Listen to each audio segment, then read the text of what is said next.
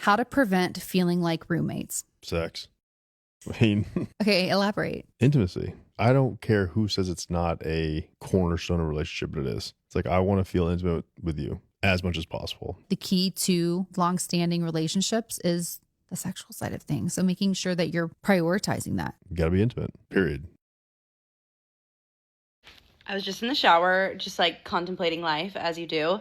And I was just thinking about how far Nick and I have come since we had Matilda, and how I was really worried about being in the roommate phase when I was pregnant with Matilda, and like how were we going to navigate our relationship after we had a baby. Then we definitely were in the roommate phase for a long, long time, and it was all my fault. And if I could help any of you guys possibly maybe avoid the roommate phase, this would be my advice. Also, I'm trying a new oil on my face tonight, and it's making me very shiny. Anyways, you need to let your husband struggle with the baby, and I did not do that. I was the end-all be-all for my baby because it physically pained me to let my baby be sad for even 2 seconds. And then I was like mad when he would try to help her, that he couldn't help her as quickly as I did, and I refused to acknowledge the fact that not only was I her mom and doing pretty much everything for her, and she was like more used to me and had lived in my body for 9 months, but I also had these magical tools called boobies that cured every problem. And my husband didn't have those things. So I would just get so frustrated when he wasn't helping and I was having to do everything, and I was so exhausted and so tired because I was doing everything, because I wouldn't let him do anything with the baby because he wasn't doing it as quickly or as right as I did it, which he doesn't have to do it the way that I do it, which is another thing I had to learn. But finally, at like 10 months, I ended up having to have surgery, and I couldn't lift my baby, and I couldn't really do anything for her for like 5 days, and my husband just had to figure it out. And lo and behold, he figured it out with just a little bit of time to practice, and they just need time to practice, and it won't hurt your baby to be a little extra sad. In the long term, they'll be so grateful that they have a relationship with their dad. And then there's nothing more attractive than your husband just like handling the baby, you know, just like, oh, let me just take the baby off your hands, and the baby's actually happy and they're actually doing the things that they need to be doing, and your husband just knows how to do it well. If I would have done that from the beginning and just let him be a good dad from the beginning, I really don't think there would have been any roommate phase. And I think we would have just been in this newborn bubble that was so happy and blissful. And it still was really happy and blissful. Like, we were so grateful to have her here, and we had a lot of fun together still. But I think it would have been even more magical had I let him help a little bit more. You know what? I have a secret to share with you guys as someone who for years has been able to maintain a really healthy sex life with my husband. I don't care if that's like, I can't believe she just said that. Yeah, adults have sex. It's how my kids got here. And we still have managed to maintain it with kids. In fact, it's better than it was pre-kids. The trick, the tip is to just do it. And don't be like, okay, that's not helpful. Hear me, okay? A good intimate sex life, or just intimacy in general, is dependent on momentum, like so many other things in life. When you get into the habit of not having it, it becomes easier to continue not having it for the person who could care less, and harder to make yourself work up the nerve to do. Sorry if you hear my dog in the background making a lot of noise. It can feel like trying to push something up a mountain, like there's resistance to it at that point because it's been so long, and now it's on a pedestal, and you're like, our relationship should be about more than just sex. And it is, I promise you, but sex is still important. I mean it when I say this. All you really have to do is kickstart things. The more sex you have, the more sex you will have. The more habitual it becomes, the more excited you are to continue doing it, the more you're thinking about wanting it. I'm sure that's going to be a little startling or controversial to some people, but in healthy, happy relationships, that is my biggest tip as someone who has been there, done that, ridden the low libido train and come off of it and sustained off of it. PSA, if you were in that roommate phase with your man because you got a newborn, or you got 202, or you're just fucking overstimulated all the time, I want to let you know the magic comes back. Okay, the magic comes back. My husband, I'm ready to have a third baby right now. I'm gonna jump his bones when he walks through the door. I have to. I have to. He typically goes to the gym after work, but he called me and he said, I had a long fucking day. I'm tired. I wanna come home and hang out with you and the babies. I was like, fuck yeah, yes, that's more time. It's just better for us. So I'm all excited. Well, then 5 minutes later, my friend called me and she's freaking out because she got a flat tire and her husband's out of town. And I'm like, hold on, let's call David. So I call David. He picks up the phone. This is the first thing he does, right? Yes, babe, I'll pick up milk on the way home. He answered the phone like that. And I said, that's really thoughtful. Yes, we do need milk, as always. But that's not actually why I'm calling. I'm calling because Maria has a flat tire and Juan is out of town. And he said, where is she? Just like that. No ifs, ands, or buts. No complaints. No huffing and puffing. Where is she? Because she needs help. And that's our friend. And I just, I'm gonna have to do some things to him tonight. Because then she sends me this picture. I mean, the roommate phase is just a phase, sis. All right, you're gonna get the tingles back, and it's gonna feel great. Okay, I'm gonna go take out my IUD. I'm kidding. If you and your partner are starting to feel more like roommates than spouses, stop what you're doing and start doing these things. First thing that you need to do is to prioritize communication. And the way that you do that is, first of all, to know what it is that you want to communicate, right? So you have to know what your own needs are, what your own desires are, what your fears are, your dreams, all of that. What are your standards? What are your boundaries? Know that and communicate that with your spouse. Don't assume that he or she knows. How are they supposed to know if you don't tell them? So you want to definitely communicate, and then you want to be a good listener, and you want to give your partner the safe space to be able to express his or her needs as well without judgment or criticism. Number 2, you want to prioritize emotional intimacy. Try to rekindle that emotional intimacy and connection by scheduling regular date nights, maybe going for a walk together, cook dinner together, go to dance class, engage in activities that show affection, like, cuddling and hugging and kissing, and make sure that you're just creating an atmosphere where you are expressing appreciation and affection in small ways whenever you're together, not just now and then, but just all the time. The third thing that you want to do is to really foster that physical connection and intimacy. This is vital. This is what makes you husband and wife and not roommates. It's that physical connection. Explore ways that you can reignite that passion in your marriage by being able to, express your needs and desires with each other, with one another. And just make sure that you are prioritizing physical touch. The more physical touch that is non-sexual that you can have in your relationship, the more that it will lead to that physical intimacy in the form of a sexual connection. The fourth thing that you should do is to collaborate on and create shared goals. You want to have goals that you work towards together, because this is what's going to give your relationship meaning and purpose, and it really fosters that feeling of you and I are on the same team and we're working towards something together. My husband and I have been happily married for 15 years. We have 2 beautiful children, and we have had our fair shares of ups and downs. But one of the hardest things that we had to learn to navigate is the roommate phase. And if you don't know what the roommate phase is, it's basically like you're roommates and no longer lovers. There's no emotional and physical intimacy. It's boring. You're basically passing each other in the kitchen and surface level conversations. For some people, they'll just let the roommate phase fester, and it can be the death of your relationship. Here are 4 tips that helped me and my husband reconnect. Number 1, we had to acknowledge that that's where we were at. We had to communicate openly with each other about our wants, our feelings, our desires. We had to have more in-depth conversations versus the surface level, what's your schedule? What do the kids got going on? What about bills? You had to actually get curious and want to learn new things about your partner. What are their goals and their interests? What do they want to try that's new and different? Then you have to take action.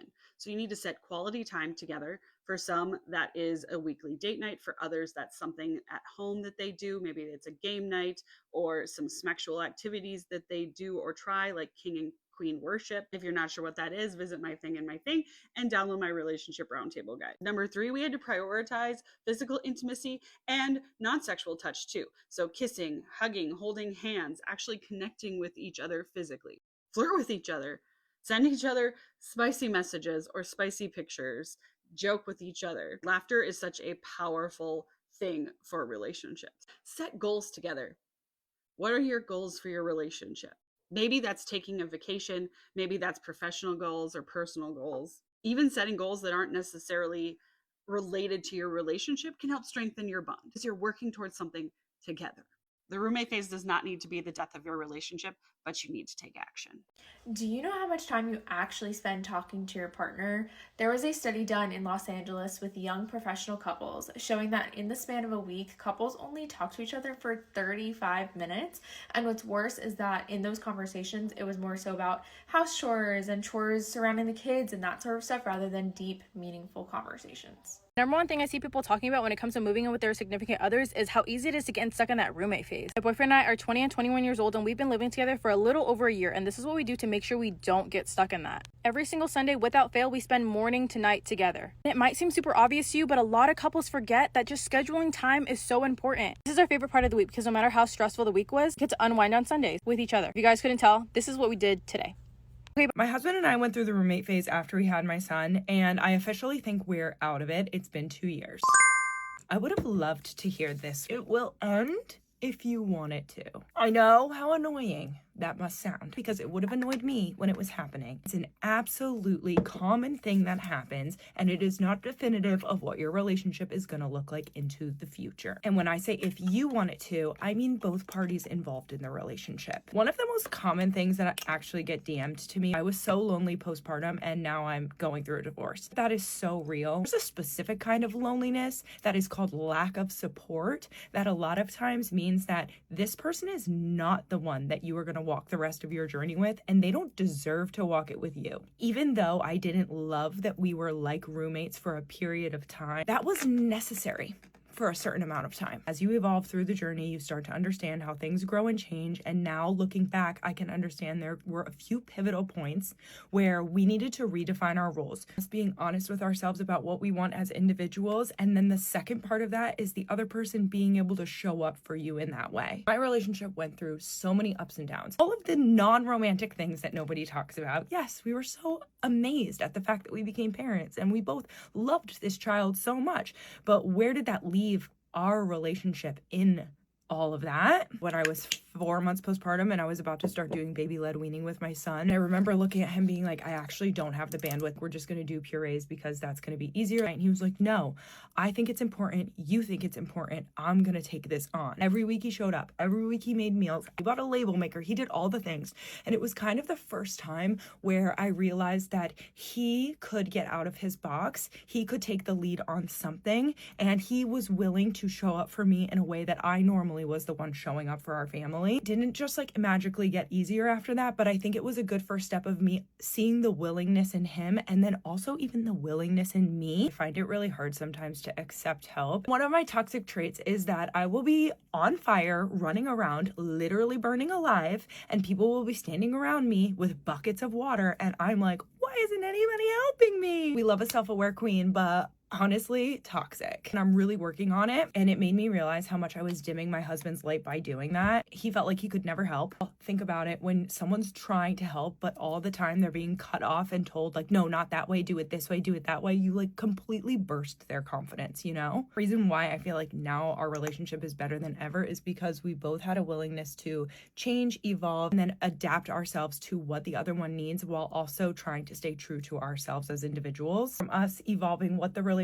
looked like to then being back in a place where we could start having more fun together, to us then treating our relationship like another entity that lives in this house that needs to be tended and cared for, created for us to get out of the roommate phase and to realize that we love each other and we have a good time together. This is just a new chapter of life that took some adjusting, and we're so happy to be here. And I don't want to go back anymore. He doesn't want to go back anymore. We love our life and what we're creating. I don't think that relationships are a lot of work. I think life is a lot of work. I think that we're always called to evolve, change, grow, and go beyond our comfort zone. Obviously, I don't know everybody's life story. I can only speak from my own perspective, but I can tell you it is possible to get to the other side. But if it's not working, don't be ashamed to acknowledge that. You deserve a happy, healthy relationship. You deserve a beautiful home, a happy life. And if you are not finding that in your current relationship and you feel like you've done every single thing that you possibly can, you are allowed to move on and find what is actually waiting for you, where you find support and happiness and joy,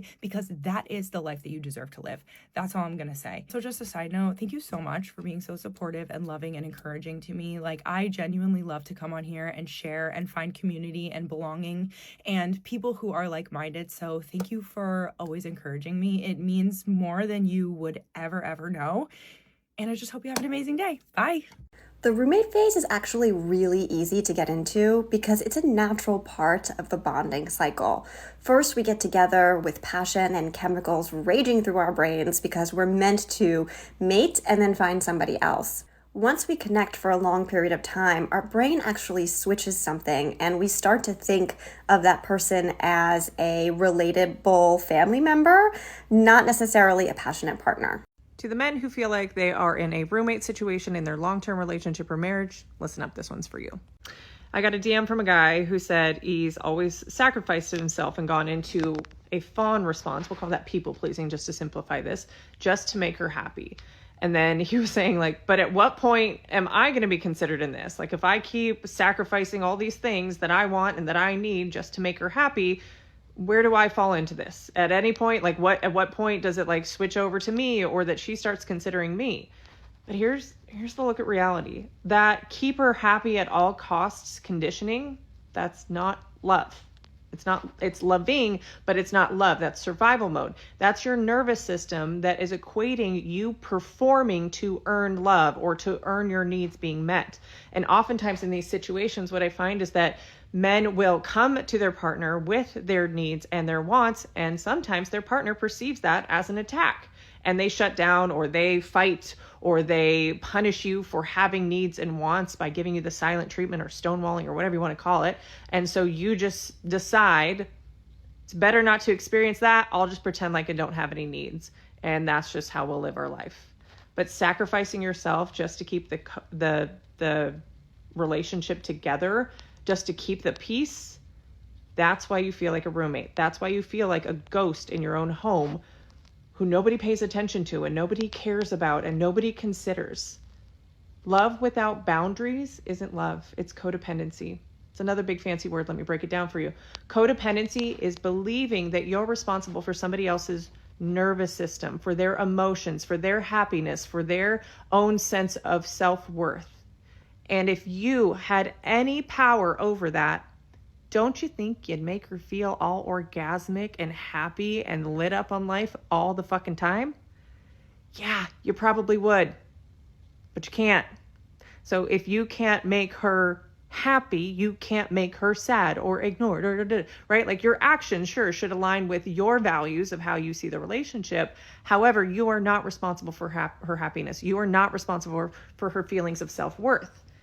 Your boundaries and how you are treated in the relationship is a reflection of your self-worth. If you allow yourself to be treated poorly, if you allow for your needs not to be addressed or somebody to consider it, what are we doing? Why are we in this type of relationship? So until you learn how to regulate your nervous system, you stop the people pleasing and actually show up as the man that you can respect, nothing's going to change. You'll keep living like a roommate, quietly building resentment, and waiting for her to notice you, and trying to perform and get a gold star for being the best partner ever, but probably lacking appreciation and consideration. And you don't have to do that anymore. So that's exactly why I created a program called Healthy Mentality, where men learn how to stop abandoning themselves, start setting healthy boundaries, not controlling boundaries, healthy boundaries, and finally build connection that doesn't feel like a constant fucking grind. So if you're done white knuckling it through your marriage or your relationship, DM me the word heal, and let's see if this program is the right next step for you, because you ain't got to figure this out alone. When you and your significant other are stuck in the roommate phase is probably because you're forgetting to date each other. I don't talk about my relationship online because 1, it's nobody's business, and 2, I just don't find it necessary, but I've been dating Brandon for over 3 years now, which has been my longest relationship, and the roommate phase is real. Funny, because I actually didn't know how to term, I just knew like what it felt like until I started seeing a ton of people post about it on TikTok saying like, if you're stuck in the roommate phase, or me and my significant other are stuck in the roommate phase, and I'm like, Oh my God, yes. I think the main reason a lot of people fall into this phase is just because like life gets busy. You get into a routine, you go to work, you come home, you either order dinner, make dinner, you might chit chat, you'll probably watching a movie, scrolling on your phone, then you go to bed. Like you live like roommates because you are roommates. I've seen a ton of men and women saying because they fell into this phase and they weren't able to get out of it, they ended up breaking up because they just turned into roommates rather than lovers. And I truly think it's because people forget to continue to date each other, whether that's going out and getting dinner, going to see a movie, making dinner, and whatever it is.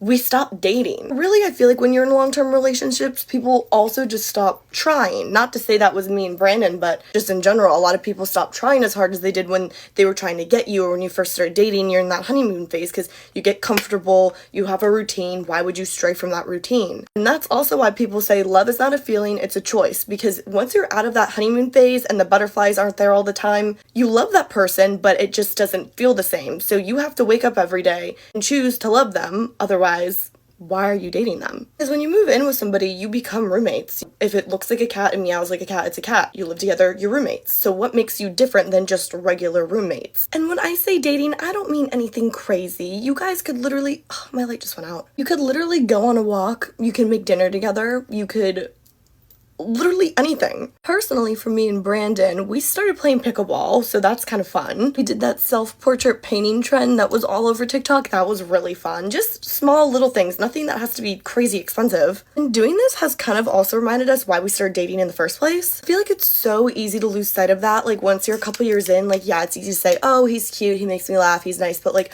what was the true reason you guys started dating in the first place? And doing little things like this can almost like reignite that flame to be like, this is why I love you. Now, will this cure all your problems? No. There are still days I want to choke Brandon out. Like, I really want to choke him out. But putting in that extra effort will really help you not feel just like roommates. Because I know I've seen so many couples that break up and they don't have a good reason. They're just like, it just didn't work out. It's probably because they weren't able to get through that roommate phase. So, with all that being said, if you're stuck in the roommate phase, it is not the end of the world. It is not the end of your relationship. You just need to date each other. And that's exactly what we're doing tonight. I'm getting ready to go on a date. And if you feel like you're in this situation and you don't know how to bring it up gently to your partner, just have a conversation like, hey, this is how I'm feeling. Like, how would you feel if we started going on walks every day after work and put our phones away and it was just us two engaged? Just anything to put forth that little bit of effort that's going to go so much further than you realize.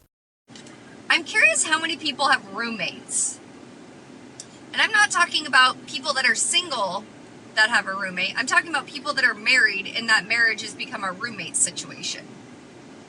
How many of you out there are married, but you aren't intimate with your partner anymore, but you stay married?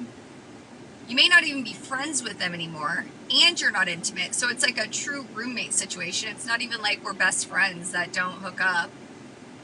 But like, at what point did you lose intimacy in your relationship? Was it before you got married? Was it a year after you got married? Was it 5 years after you got married? Shit, was it 30 years after? I'm really curious. I feel like generations now, they're normalizing like not needing to be intimate with a partner and like laughing it off. I think it's very weird. I think there should be something in a prenup that says, like, if you're not getting it from me, then you should be able to get it from someone else, in my opinion. Being married, intimacy is a part of that, whether it's physical intimacy or emotional intimacy. If you're not being intimate with your partner, your husband, your wife, what are you doing? Why are you married? Just wanted a roommate to split the bills with or to live off of and not even pay for any bills? I'm just so curious. Like, how many people are in this situation right now? And if you are, why do you stay? Why? That's not what you signed up for. I'm so curious. Let me know in the comments. Let's talk about it. Do you want to know my one trick for getting out of the roommate phase? If you're asking yourself, well, what's the roommate phase? It's that phase when you and your husband are just like, you feel like roommates. You haven't been sexually active together, maybe a little bit resentful of each other. You're just like annoyed with each other in general. You just feel like you're two passing ships in the night, essentially. It happens. It's completely normal. Everybody goes through these phases. It doesn't say anything bad about your relationship. It just means you're normal. But it can be really difficult to get out of that rut. So when we're in that rut, the one thing that we do is we take a hot bath together. But, and a big but, there is no expectation of sex afterward. And there shouldn't be, because you're not in that state right now. You need to emotionally connect before you can physically connect. What does a hot bath do exactly? One, it forces us to get naked together, but you put your phones away, you put some light, whatever type of music you like on, and you sit down and you reconnect together. You can do this in a shower. I understand not everybody has a jacuzzi-sized bathtub like we do. I get that. Wherever it can force you to be naked together with hot water, where your bodies are touching, is a good thing. Talk about your day. Talk about what's going on. Reconnect emotionally so that you can start reconnecting physically. And if it just so happens that your nice little hot naked bath or shower leads to sex, that's fantastic. That's an added bonus. But again, that's not the expectation here. We're here to reconnect emotionally, and then eventually that's going to lead into more physical. Just trust me when I say it. If you're in this phase and you're like, how the fuck do I get out of this? We look like we hate each other. Nobody's happy. We're walking around. It's annoying. Get naked and get wet together. And just see what it does. My husband and I have been together for 5 years, and one of the things that I like to do to just make sure that it never gets old and that we're always still like as excited and in love as we were day one, which isn't too hard because we're pretty in love. But I do something that I now call the stranger effect, which is that sometimes when he is sitting in front of me, especially if we've been like spending a lot of time together lately, or, you know, like when you get into one of those kind of like roommate phases that long-term relationships sometimes get into, I literally just look at him and really try to get my brain to process this person in front of me as though it were a stranger, just a full person outside of me, outside of our relationship. And I think like, how would I feel right now if this person had just walked over and started a conversation with me, or if I were on a first date, or if like this were one of our early conversations, if this were a new friend? And the answer is always like, I would think, wow, this guy's so cute. I have such a big crush on him. And wow, he's so articulate and eloquent and cool and like likes so many things that I like. I really have a crush on him. I hope that I get to see him again. I hope that he'll text me, whatever. And then I go, oh my God, he's my husband. We get to hang out as much as we want. That's awesome. And it's just like such a lovely, I get that like rush all over again of like, wow, I found a person who I think is awesome. And we like chose each other. And that's great. Also, I do this all the time. Like if we're like about to kiss, sometimes I'll just think like, how would I feel right now if this were like our first kiss and we had been chatting for weeks and all I wanted was for him to kiss me? Or like, how would I feel if I knew that we were like breaking up, or if he were like about to get on a plane for a year or whatever and I wasn't going to be able to kiss him again? Like, how would I feel to kiss him right now? And the answer is like so excited and happy and grateful, and like I would soak up every moment, and like, and then that excitement is there again, that like gratitude to have like found this person who I love so much. It's just a really nice way to like kind of mentally refresh and stay kind of like grateful and connected. And it's something that I think he does now too, where sometimes he'll just like look at me and go, whoa, I just had that thing where I like just saw you, not as my best friend, partner, you know, whatever, just like a person. This is especially true if you're in a relationship where you spend a lot of time together, live together, work together. Like we do everything together, and that's how we like it. We're very in love and it works for us. But it is also sometimes nice to remember that you are individual people, because in a relationship, it can be really easy to kind of like melt into each other and become a unit, which is beautiful in its own way. But it is nice to remember your individuality and the fact that you are two individual people coming together to like be there for each other and be there together. So yeah, if that helps, the stranger effect, feel free to try it out with your long-term partner if you got one. Let's do a marriage advice part 2. This is going to be if you're stuck in that roommate phase, which, let's be honest, we've all been there. And so I want to preface this video by saying, watch this with your partner or send this to your partner, because this is not a one-way street type of thing. This is you're a team. This is a 2-person thing to do. You can't just do this by yourself. When you go to bed, instead of sitting there and endlessly scrolling, put your phones away and really talk to your partner. Not even just before bed, all throughout the day. Text them, call them. Hey, honey, how are you? How was your day? How are you feeling? What are you thinking? Like really try to connect with them on an emotional level. You know, like, listen, it's so easy to get lost in like motherhood and like life, you know, that you forget to connect with your partner and really talk to them. For me, something that really helps me is talking to my husband.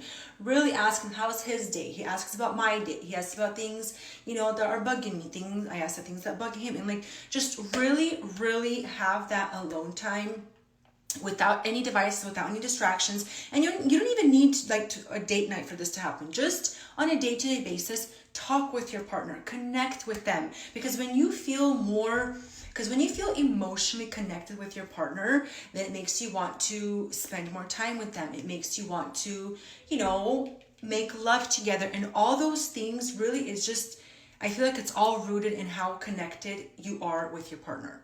Number 2 is do things for your partner that you know they like and they appreciate. For example, if your man likes when you make him coffee in the morning, make him coffee, and do it not like as a chore. Do it in a way that you want to do that for him and that you want to make him happy. Same thing goes for your man. Have, like, you, if you're a man and you're watching this, do things for your wife that you know she appreciates. When you come home from work, instead of throwing your lunchbox on the floor, put the dishes in the sink, put the Tupperware in the sink, put the lunchbox back. Like, all those little things really show that you love your partner and you respect them and you want to make them happy. Number 3 is be teammates again. Divide responsibilities so you avoid resentment. You know, like, I know there's some men out here that think just because they work, just because they bring money home, that when they come home from work, their job is done. No, sir. Those are your children. You have to help your wife raise them. Help her with things around the house. My toddler's done pooping. Hold on. For me, there's nothing more attractive than when my man comes home from work, puts his lunchbox away, or when he puts his laundry where it needs to go, when he cleans up his mess. Like, if you're a man and you do these things, it really shows that you respect your wife and you want to make her happy. And I feel like for us women, that is so important, because when our men are pouring into us, when they try to do things that make us happy, it makes us love them more. It makes us want to make them happy in all aspects. You know, the more a woman feels loved, the more she will love you back, you know?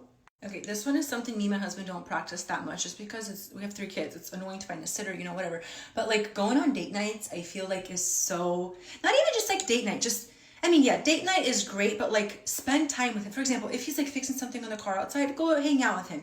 If you're doing laundry, have him come hang out with you, talk to each other. Like, all these little things, you guys, help so much. Especially like I said, when you've been married for so long, you forget, like, you get out of the swing of things. Like, you know what I mean? It just becomes like, everyday life just becomes so like mundane that you forget you have to continue to pour into your spouse, you know? I'm telling you right now, there is nothing more unattractive than when a man thinks just because they work that they're done when they come home from work. You know, like, that to me, especially if you have kids, especially if you have like multiple small children, and when the wife is with them all day and you come home and you check out as a man, you don't understand how that drives us crazy and how it just like irritates us. And then all these men question, oh, why does my wife want to make love with me? Why is my wife so this? Why is my wife so that? Why wouldn't we be, you know? Okay, and last but not least, I honestly don't know why I'm saying this one last, but pray with each other. Read the word together. Spend time with God together. And then God will bless your marriage. He will bless your spouse. He will bless you. And he'll bring you closer together. Okay, and I don't know why this one is last so far on the list. Honestly, I just think of these as I go. But physical touch. Intimacy throughout the day goes so far, especially as women. We women, we're ovens, okay? Men, they're ready to go. It takes a little longer. How you treat us throughout the day is what you're going to get when it's time to go to bed. If you are not texting her, if you're not checking on her, if you're not helping her, you think she's going to want to get down for you when it comes time to go to bed? No, she's not. But if you're showing her attention throughout the day, if you're helping her, if you're making her feel loved, boy, the oven's going to be hot and ready. I'm telling you right now. But like, don't do this. Like, don't do intimacy throughout the day and expecting to get that back. Just do that for each other, you know? Like, little tasks. Like, if he comes home from work, whatever, I'm not gonna go into details, but you know what I mean. Keep it hot, keep it intimate, because that really, really helps. I hope this was helpful. I hope this made sense. I never understood what people meant by marriage takes work until we hit 10 years. And I was like, oh, okay, I see what people mean, because that spark goes away. That spark goes away faster than it takes to earn that spark. And I feel like when you are showing up every single day and trying to make your spouse feel loved and feel appreciated, it goes truly so far, especially for us women. If you're a man and you're watching this, if you're giving your woman 80%, she's going to give you 120% back. Like, we women, we're reciprocators. What you put in, you'll get double the amount back, you know? So doing small actions like this every single day, just show your wife you love her, you care for her, you want to make her happy, spending time with each other. All of these things really, really, truly help. And the more you show your wife you love her and appreciate her, the more she's going to make you feel loved, and she'll take care of you. So that's it. Stay hot, queens. and kings if you're watching. You guys, a roommate phase in a relationship is so normal in a long-term relationship. Like, you will go through waves of roommate phases, but sometimes they're needed. And honestly, some of my favorite moments with my fiance have been during our roommate phases, okay? It's just a part of being in a long-term relationship. And I feel like so many people go for the lust part, which lust and like sexy time and being romantic with your partner is so important. And there's a lot of value in that, but there's so much more value in friendship and just getting along with your partner and having just a partner. You want somebody who's your other half, who cares about you outside of being physical, although that is very important. I just like, you need a best friend. You need a best friend. That is what your partner in life is. They're not just like, they're your partner in life, best friend, and then they're also like your fuck buddy. But the fuck buddy doesn't come first. The friendship comes first at its absolute core, because life is gonna life. It's gonna happen. You're gonna go through phases where maybe work is more stressful. Maybe you're a mom and you're carrying the team on your back. Maybe family stuff is going on, like, you know, distant relative or whatever. Family, like, shit happens in life, and that affects your libido, and stress affects your libido. Like, you're going to go through phases of it being a little bit more steamy, and you'll go through waves where it's like a couple months and you're like, whoa, okay, we need to relax, take it down a notch. And you'll also go through a couple months where you're like, dude, we need to spice it up. Like, hello, what is going on? These couple months flew by. I was not myself. Like, let's spice it up right now. Like, that's just a part of it. It's a part of dating. Just communicate. Just communicate that. You cannot expect men to just read your brain and what you like and what you don't like. And also, love languages are a huge thing for sure. It's a big thing in a relationship, okay? Learn each other's love languages, but also be open to the fact that love languages change. Every single year, you are a different person, and you have to continue to date your partner because they're also a different person every single year, and that's how you grow together. Okay. And your love languages will change as well. So making sure, because you're going to want to feel loved in different ways throughout your life. And you're going to want to give love in different ways throughout your life. And same thing with your partner. They're going to want to give and receive love differently at different points in their life. And you just have to make sure that you're keeping up on that. And how do you do that? It's through communication. You just have to talk, like talk every day, every morning, or every evening, whenever your schedules line up. You have to make the time to just continue to catch up with each other. And roommate phases happen. It's totally normal. Then you'll spice things up and then you'll be like, whoa, calm it down. Okay, we're being teenagers again. Woohoo. Like, relax. It happens. It's life. Like, don't take things too seriously. And nobody has a perfect relationship ever. You know what they don't teach you when you get into a long-term relationship, when you get into a marriage, when you've been with someone for 5, 10, 20 years? They don't teach you about the roommate phase. They don't teach you about the phase where things just feel blah. They're not bad. You're not markedly unhappy. Nothing in particular is going wrong, but you just feel disconnected from your partner. You guys are cohabitating. You're doing all the things. You're going through the routine of a relationship, but it feels more like roommates than lovers and roommates than romantic and sexual partners. I think that's one of the toughest phases, particularly if you're younger, like in your 20s, and particularly if you experience it in the first few years of your relationship, because at that point you're still wondering, I think a lot of the time, like, is this normal or am I settling? Do I wait it out or do I cut my losses? Whereas when you've been together with your husband for 10 years, like I have, you go through a big roommate phase at one point, probably some smaller ones here and there where you're just busy or life gets in the way and you're like, damn, we're ships passing in the night, that kind of thing. And you don't have the debate of like, was this worth it? Do you settle your losses? What's coming next? Because you know what's coming next.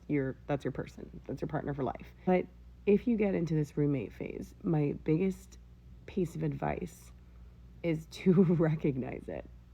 To recognize that if you don't actively fix it, it's probably not going to go away. If you don't actively try to put more time and energy into each other, into yourselves, if you know, a depression and a personal issue is the thing really getting in the way, prioritizing each other, flirting with each other, being with each other and not just in proximity to each other. If you don't actively work towards that, if you don't know how to actively work towards that, your relationship is in trouble, if not in that roommate phase, but eventually, because relationships take work.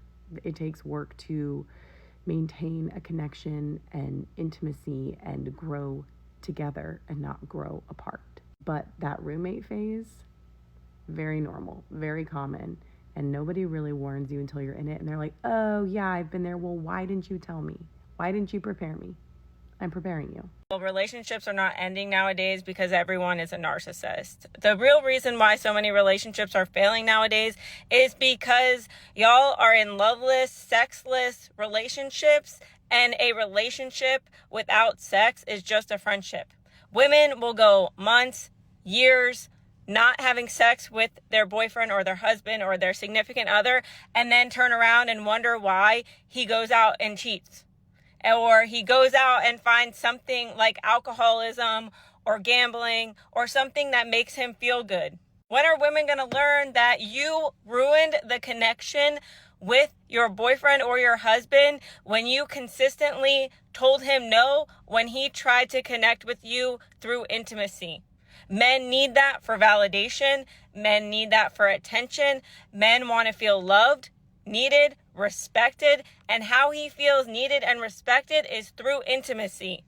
If you are a woman seeing this video and you feel physically ill when your husband or boyfriend tries to touch you, or you're grossed out, or you immediately have a headache, he's not the one for you. Stop torturing that man. You need to leave that man because it is not normal to go through years and years without any intimacy, without touching, without kissing, without holding, without cuddling, without being, soft and gentle with each other. You guys break your man down into little crumbs of human beings because not only is he not getting sex, he's getting passive aggressive behavior. He's getting an attitude the minute that he walks in the door. Every time you see that man, you're literally in a bad mood, and he will literally stay in a relationship with you like that because he loves you. And you torture him over and over and over and over and over again. As if, sexual intimacy is a fucking chore. A lot of y'all are killing your own relationships with the amount of times that you tell a man no. Do you know how many men are currently in relationships right now or have wanted to leave, but they know that they will lose all of their shit if they leave? They know that they'll get 30% of time with their children and they don't want to lose out on seeing their kids grow up. So they are living in a literal hell because you don't want to look at him, you don't want to touch him, you don't want to validate him, you don't want to connect with him. Y'all are fucking roommates and you turned it into a roommate stage the moment you stopped having sex with your boyfriend or your husband, period. And a lot of y'all will say, oh, well, if he treated me better, I'd want to be intimate with him. Don't you think that if you gave him any form of intimacy, he would want to do things for you? It takes two people in a relationship, and you cannot expect this man to give and give and give and give while you never reciprocate anything in return. Relationships are literally failing because women are turning this shit into roommates and expecting the man to still pay for everything. Okay, bye.